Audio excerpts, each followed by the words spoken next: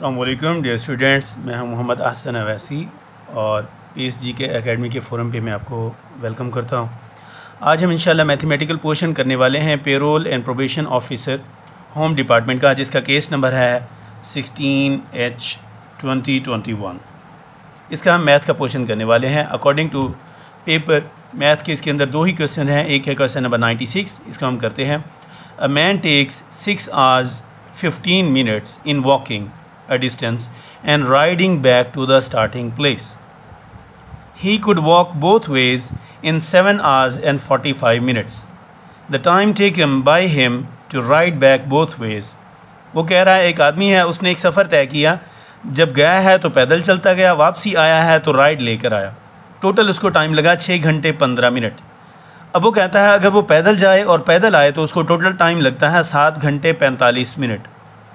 आगे वो कहता है अगर वो राइड करके जाए और राइड करके ही वापस आए तो बताएं उसको टोटल टाइम कितना लगेगा। अब हमारे पास 3 तरह की वैल्यूज़ हैं। एक वैल्यू है हमारे पास वॉक प्लस राइड की, गया है तो वॉक करते हुए गया और वापस जब आया तो राइड करके आया है। इसकी वैल्यू हमारे पास 6 घंटे 15 मिनट, ठीक है। और अगर वॉक करते हुए जाए और वॉक करते हुए ही आए तो ये 2W हो जाएगा, डबल वॉक हो जाएगी, तो उसका टोटल टाइम है 7 hours and 45 minutes। अब वो कहता है डबल राइड की वैल्यू बताएं, जाते हुए भी राइड करके जाए वापस आते हुए भी राइड करके आए तो R + R 2R, इसकी वैल्यू हमने पता करनी है।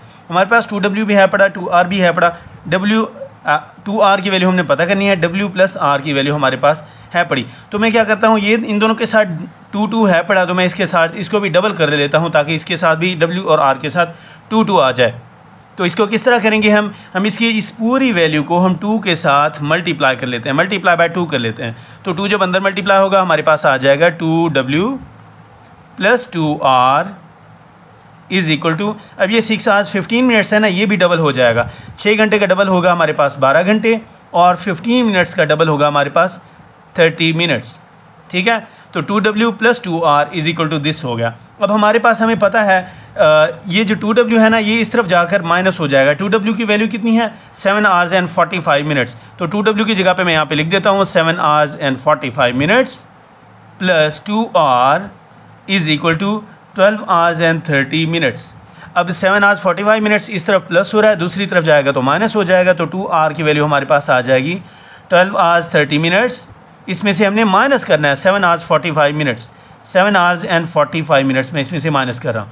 अब ख़ुद देखें 30 मिनट्स में से 45 मिनट्स नहीं माइनस किए जा सकते, तो 30 मिनट्स इससे 1 कैरी लेगा। अब मिनट्स और आवर्स के केस में जब हम कुछ कैरी लेते हैं इधर आकर 60 बन जाता है।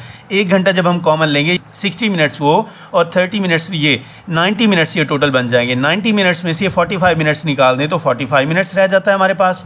और ये 12 आवर्स था, अब ये 11 आवर्स बन गया है। 11 आवर्स में से जब 7 आवर्स निकाल देते हैं हमारे पास बन जाता है 4 आवर्स।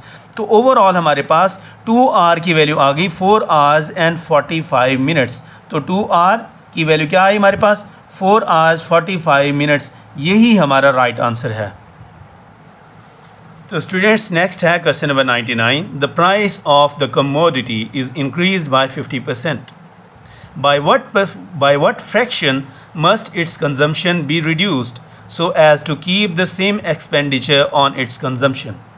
कोई एक चीज़ थी उसकी कीमत 50% बढ़ गई है। अब वो कहता है उसको कितना कंजम्पशन इसकी कम कर दें कि इसकी जो प्राइस है हमें सेम ही पे करनी पड़े। शुरू में हम अज्यूम कर लेते हैं उसकी इनिशियल जो प्राइस थी वो थी 100 रुपीज़, ठीक है। आई फॉर इनिशियल है, इनिशियल प्राइस उसकी 100 रुपीज़ थी।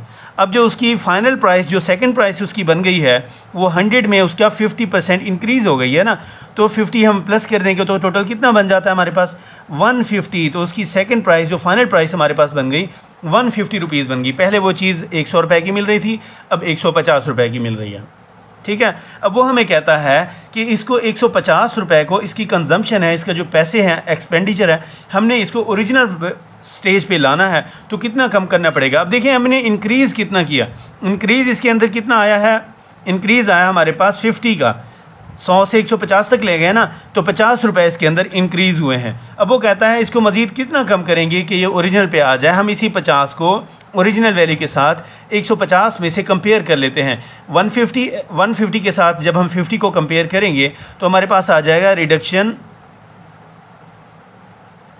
कि फ्रैक्शनल फॉर्म में कितनी रिडक्शन करनी पड़ेगी वो हम देख लेते हैं। 50 है, इसको हम कितने में से रिड्यूस कर रहे हैं, 150 में से, 50/150, तो 50 1 ज़ा 50 होता है, 53 ज़ा 150 होता है, 1/3 ये हमारे पास आंसर है। 1/3 अगर हम प्राइस को कम करें तो दोबारा हम 100 रुपये में ही लेंगे, यही हमारा फाइनल आंसर है।